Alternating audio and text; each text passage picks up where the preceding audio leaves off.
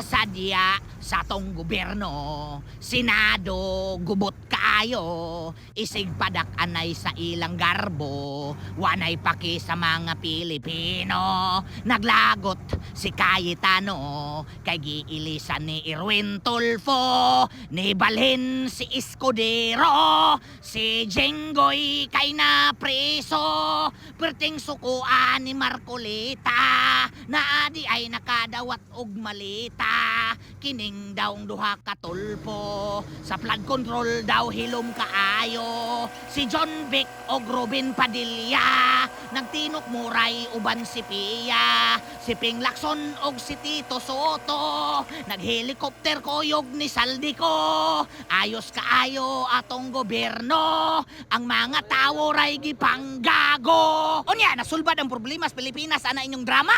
Sas!